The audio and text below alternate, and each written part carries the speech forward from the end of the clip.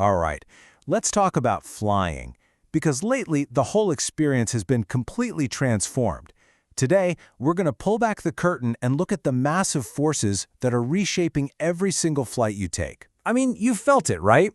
Flying just feels different. It's more expensive, the planes feel more packed, and what's with all these new kinds of seats? Well, you're not imagining it. These aren't just random changes. They're all connected, and they're the result of a huge shakeup happening behind the scenes. And it all really starts with this number, 30%. Since 2019, the cost for airlines to just do business, we're talking fuel, parts, paying pilots, is up by a third.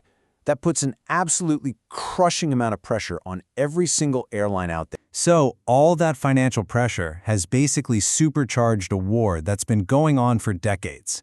A war between the only two companies that build almost all the planes we fly on, Airbus and Boeing. And that fight, it's the invisible hand that's setting the price of your ticket and even deciding how your seat is designed. To really get what's happening now, we have to look at how one of these giants pulled so far ahead.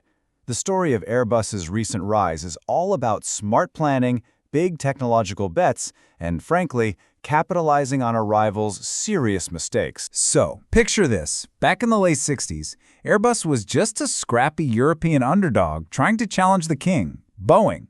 But then, in 1984, they launched the A320, a jet with groundbreaking technology that was way ahead of its time. Fast forward to 1997, the industry shrinks to the duopoly we have today. And then the big one. In 2019, for the first time ever, Airbus delivered more planes than Boeing, and they haven't given up that lead since. And if you look at the scorecard today, wow, the difference is just night and day. Airbus has been making money while Boeing hasn't seen a profit since 2018.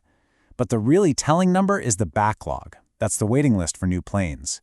Airlines have ordered over 3,000 more planes from Airbus than from Boeing, which has been slowed down by major crises and limits on its production. Okay, so this whole fight really boils down to these two planes, the single-aisle jets that do most of the flying. The Airbus A321neo is a rock star. It has incredible range, letting airlines fly longer routes than ever before. But here's the key. Boeing's competitor, the 737 MAX 10, well, it hasn't even been approved to fly yet. That gives Airbus a massive, massive head start. So, if you're an airline, what do you even do in a world like this? Let's take a look at United. Facing all these challenges, they had to make a huge, risky pivot to not just survive, but actually win. United's playbook basically has three main moves. First, they went on a massive shopping spree for new planes. Second, they started upgauging, which is just a fancy way of saying they swapped out smaller jets for bigger ones to pack more people onto popular flights.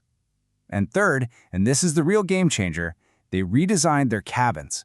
They added way more fancy premium seats, but at the same time, they created basic economy to go head-to-head with the budget guys on price. So, did the big gamble pay off?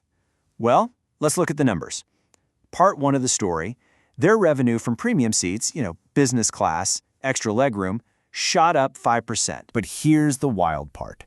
At the exact same time, sales of their cheapest, no-frills basic economy tickets exploded by 20%. They're winning at both ends of the plane. They're getting the traveler who wants luxury and the traveler who just wants the cheapest possible fare. So what's the big idea here? United is trying to be all things to all people. And this whole strategy, it's their main weapon in the dogfight against their arch-rival, Delta, for that coveted title, the most profitable airline in America. But for every winner, there's often a loser. And this new strategy from airlines like United, well, it created a huge problem for the carriers whose entire business was built on being cheap. To understand why, you have to understand the weapon they used: basic economy. It was designed for one reason: to kill the advantage of budget airlines. By stripping out everything, seat selection, carry-on bags, and offering a rock-bottom price, the big airlines could suddenly match the fares of carriers like Spirit, basically erasing their one and only superpower. And that brings us to Spirit Airlines. You know them, right? The bright yellow planes, the promise of super, super cheap fares as long as you were cool with no frills. They were the king of the budget model. And then this happened. A complete bombshell. Spirit filed for bankruptcy. It was a shock that rocked the industry. A major U.S. airline hadn't done that in over a decade, and it made everyone question if the whole ultra-low-cost idea could even survive. So what went so wrong? It was a perfect storm, hitting them from all sides. First, those 30% cost hikes were brutal for an airline with razor-thin margins. Second, dozens of their planes were suddenly grounded because of major engine problems, which meant they couldn't even fly their routes. And then, the killer blow. Basic economy from the big guys took away the one thing they had, being the cheapest ticket you could buy. So all of this, from the factory floor at Boeing to the strategy sessions at United to the crisis at Spirit, it all leads directly back to you and the flight you're going to take tomorrow. So what's next? You know, this Airbus-Boeing duopoly might feel like it's going to last forever, but there are definitely challengers waiting in the wings. You've got China's state-funded plane maker Comac and Brazil's Embraer, which makes fantastic smaller jets. And then there's the big unknown. The next generation of planes, coming in the 2030s, could change everything with wild new designs and engines. So, does this mean the era of cheap flights is over? Not exactly. As one expert put it, the budget model isn't dead, but it has to be resized. It has to evolve. What airlines are learning is that, yeah, we all want a good deal, but a lot of us are also willing to pay a little more for a better experience.